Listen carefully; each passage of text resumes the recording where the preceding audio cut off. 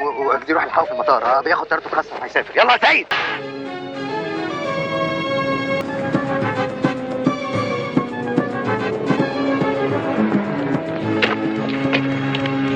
ايه في ايه؟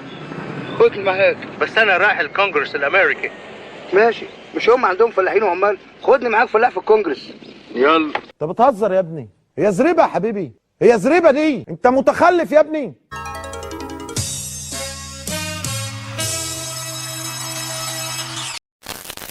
توم هانكس لما حب يعمل فيلم عن مشاكل الطيران عمل فيلم ذا تيرمينال كوكوجو اللي بيحكي عن واحد معهوش فيزة البلد اللي هو رايحها وفي نفس الوقت مش عارف يرجع بلده فعاش في المطار لسنين. There's a man walking around the terminal in a bathrobe. احنا بقى لما جينا نتكلم عن مشاكل الطيران دي كانت اكبر مشاكلنا. ليلى. ايوه كابتن. شايل الطياره كلها. حاضر.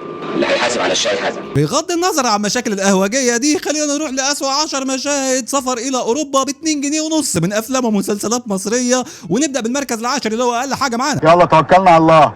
بسم الله الرحمن الرحيم. عطشانة، عاوزة كوكاكولا يا أحمد. اثبتي كلها ساعة ونوصل. هموت من العطش يا أحمد. يا خبر أبيض. طب ايه طب بالنسبه للتفتيش في المطار ظروفه معاكم ايه؟ دي جريمة وانت ارتكبتيها، دي حاجة مخالفة للقانون. عدت من التفتيش في مطار القاهرة ومطار بيروت الاثنين تقريبا كان موظفين التفتيش اجازة يومها. انت خرجتي هربانة وضروري هترجعي هربانة. هنعمل ايه؟ هترجعي ازاي؟ زي ما جت يا يوسف بيه، انت محبكها قوي الصراحة. مش محتاجة حاجة يعني. ونروح للمركز التاسع معانا وكيف تسافر لندن بالنية الصافية. صباح الخير. صباح النور. أنا عندي ليكي مفاجأة مش هتصدقيها. خير. اعمل حسابك إنك هتسافري معايا بعد بكرة. اسكندرية؟ لا، لندن. لا والله بجد؟ لا مش معقول. هو فعلا مش معقول. بالنسبة طيب لتأشيرة انجلترا اللي كانت بتاخد شهر وقتها في الثمانينات ايه؟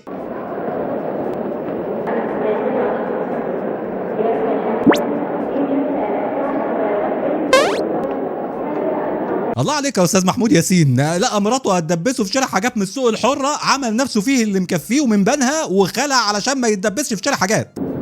هلو مستر مجدي، ويلكم. هلو. وسافروا لندن فعلا بعد يومين وتتحرق الفيزا في داهية. احنا ما بنعتمدش فيز هنا. يلا مش عايزين مرسيدس صيني. ونروح للمركز الثامن واسهل طريقة للسفر لامريكا. طب انت عايز ايه دلوقتي؟ عايز واجدي روح الحقه في المطار. بياخد طيارته الخاصه وهيسافر. يلا يا سيد.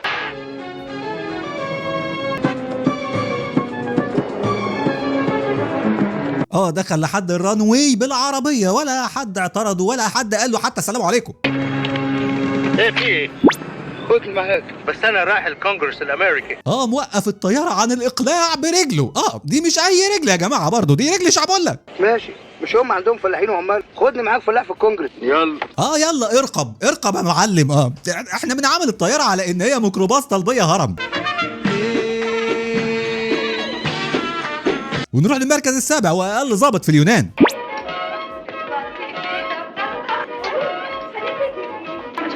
لا نتفتح الآن. اسمحوا لي يا كل دليل بتاعك الفسحة دي. أنا حافظ أثينا صم، هلففكوا شارع. متشكرين يا كابتن. يلا يا بنات يلا يا بنات علي هنا.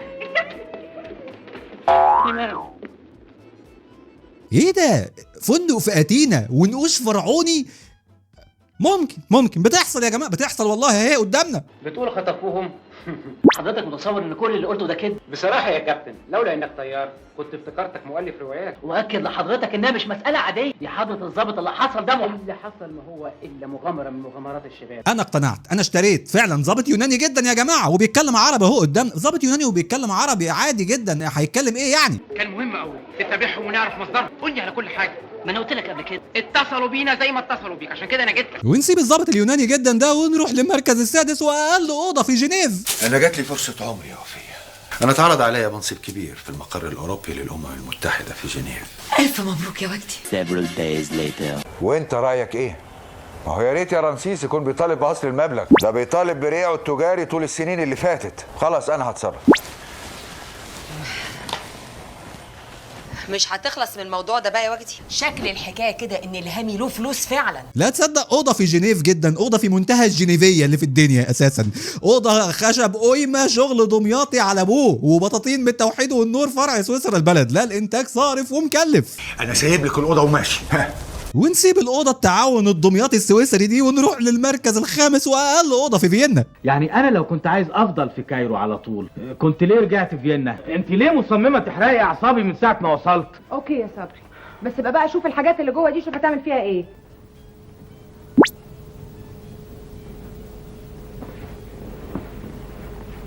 دي المفروض اوضه في فيينا، والبلكونه بتاعتها بتطل على منظر طبيعي فييني خلاب.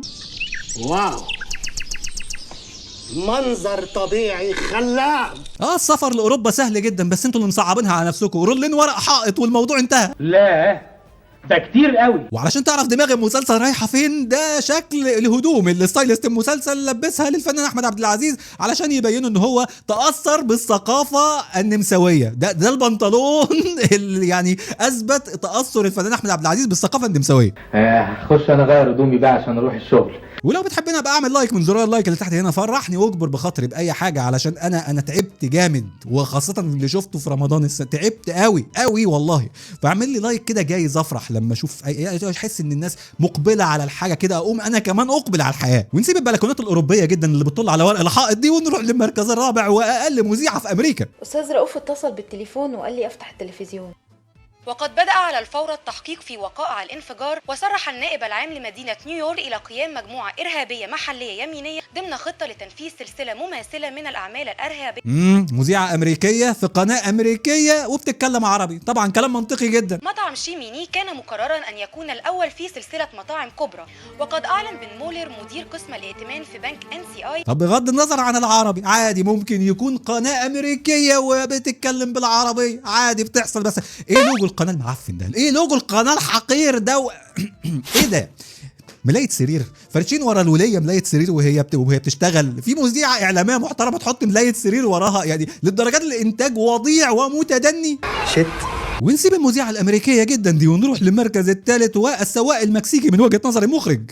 يا عندليب ما تخافش من غنوتك، قول شكوتك واحكي على بلوتك، الغنوه مش راح تموتك، كتب الغنى اللي هيموتك.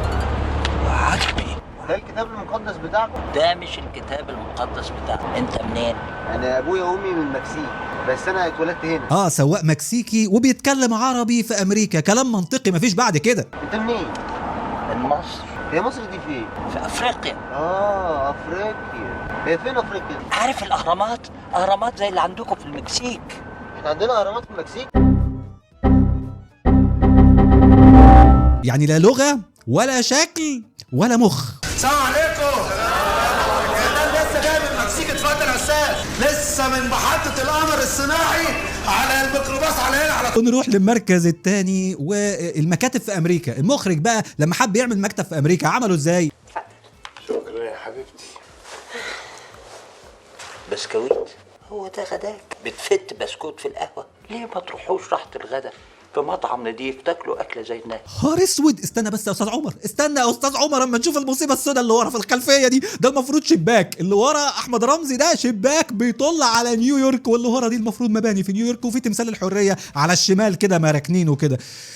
بانر حقير معفن مبكسل ب 2 جنيه 75 قرش. للدرجه دي الانتاج حقير ووضيع. اللي يغيظني اكتر ان المسلسل ده متصور في امريكا، يعني هم مثلا مش محتاجين يسافروا، المسلسل اصلا متصور في امريكا وهم في امريكا. والله مش قادرين نصور مشهد داخلي عليه قيمه. ما يلزمنيش الداخلي، ما حبكش. فعلا يا استاذ احمد رمزي ما حبكش خالص فعلا. هم الشباب بتوع النت اللي زي دول هم اللي محبكينها. وده ناهيك عن المشهد اللي كنا جبناه قبل كده بتاع عزت ابو عوف ونهال عنبر لما سافروا باريس وراحوا عند برج ايفل وعملوا لنا باي باي من هناك. وبجمله موضوع الخلفيات ده برضو محمود ياسين ونجاة الصغيره برضو، ده المفروض قاعدين في كافيه في باريس. ده منظر الكافيه اللي قاعدين فيه في باريس وبيشربوا عناب فعلا في باريس كده.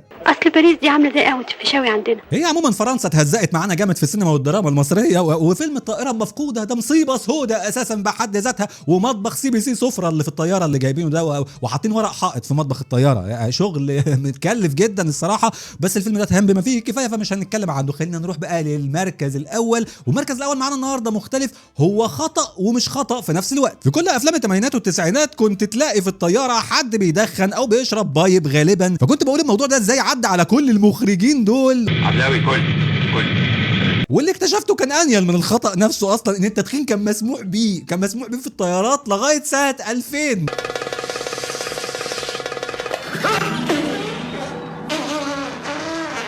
لو خد التقيله بقى ان المضيفين اصلا كانوا بيعزموا على الركاب بسجاير كنوع من انواع واجب الضيافه يعني وكده، اللي هو خد عفر واحرق في صدرك يا جست. بس الحمد لله سنه 2000 قانون الطيران منع التدخين في الطيارات تماما. وللضحك بقى هم منعوا التدخين في الطيارات ليه؟ علشان الدخان كان بيعمل سحابه داخل المقصوره بتاعت الركاب كده. صبح يا عم الحاج. يعني مش علشان صحه الركاب مثلا، او علشان فلاتر الطياره برضو اللي ممكن تتنيل تقع بينا. الغي رحلتي. ولو ما شفتش اسوأ مشاهد تاريخيه من افلام ومسلسلات بصريه سيب لك الفيديو ادخل شوف فورا، في شويه مشاهد تاريخيه جميله جدا واموره، واشوفكم على خير في فيديو جديد قريب.